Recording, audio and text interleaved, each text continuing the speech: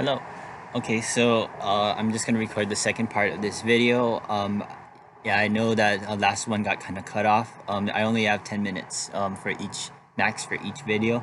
But yeah, I hope you guys can kind of figure out that last problem on your own. If not, just ask me any questions. I'll gladly help you out. Okay, but anyway, here we go. So the emphasis for this other part of the notes is we want to, so what I gave you originally, the first part that I gave you a table and then you had to create an exponential function. So this time what we're doing is, what if I give you a graph and I didn't give you the table? You can still figure it out. Okay. This graph, if you guys remember, this is well, this table is from quarter 3. So one of the things that we went over in quarter 3, right before this coronavirus outbreak happened, was that so I gave you an example that looked like this, and this was represented by geometric sequences. So geometric sequences, if you remember, that's basically the same thing as an exponential function. Okay, so that hypothetical example, what we had was x was number of weeks, and f of x represent the number of cases there are.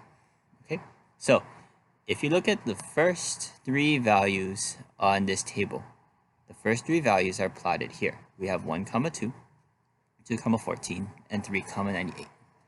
And our goal is to determine the equation of this exponential function. Okay, so the first thing that I see here is that you want to choose 2 points that are 1 unit apart from each other.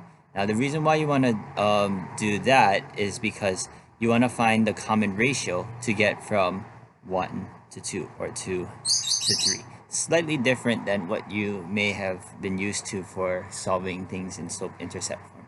For exponential functions, choose the values that are right next to each other. So I'm just going to choose the first 2. That's just the easiest that I see, 1 comma 2. And the other value is going to be 2 comma 14. Okay.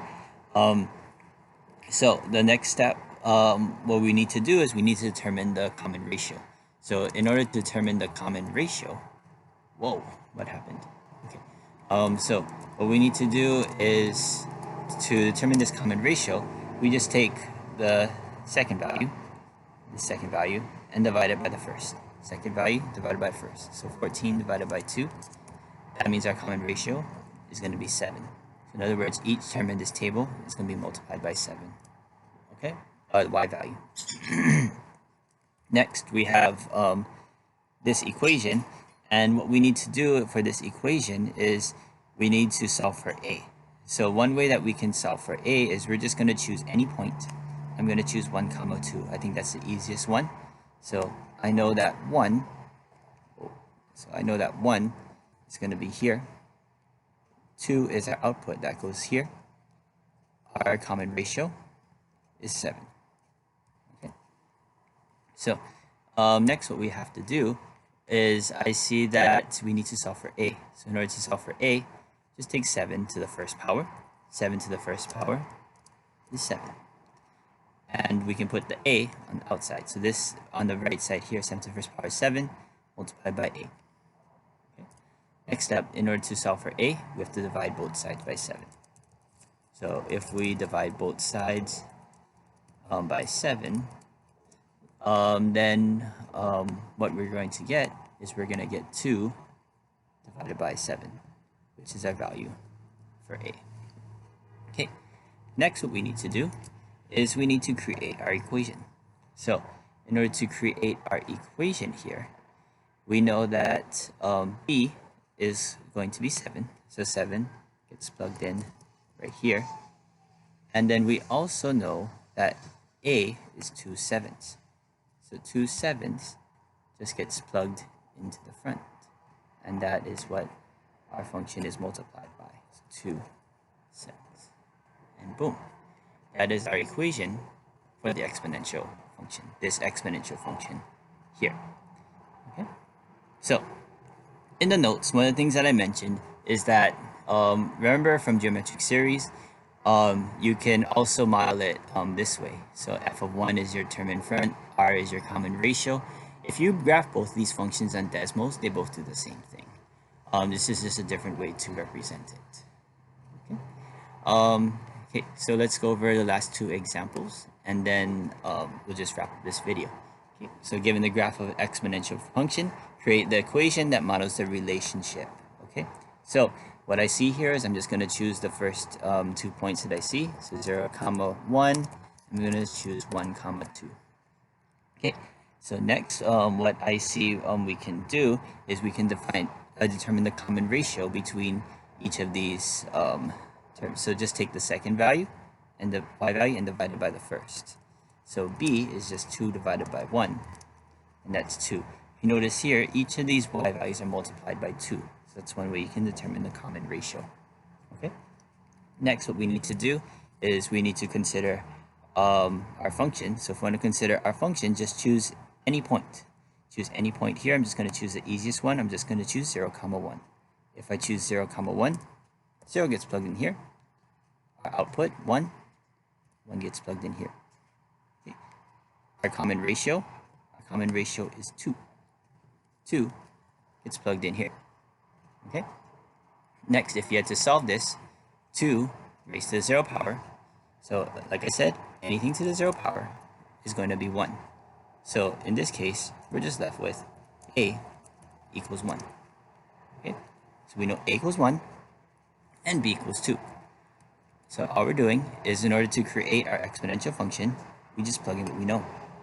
So a is 1, b is 2, which means our final result is just 2 raised to the x. That's it. Okay. All right. Last problem. Okay. So given this graph of an exponential function, we want to create an equation that models this relationship. So if I want to create an equation that models this relationship, again, just choose 2 simple points. I'm just going to choose the easiest ones, 0, 4 and 1, 1. Okay.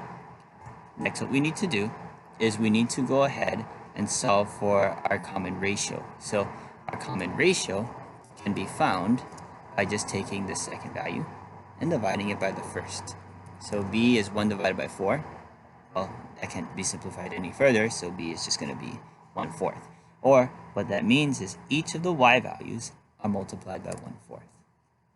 Okay, so next what we need to do is we need to go ahead and plug in our values. Okay, so what I'm going to do, just choose 1 point.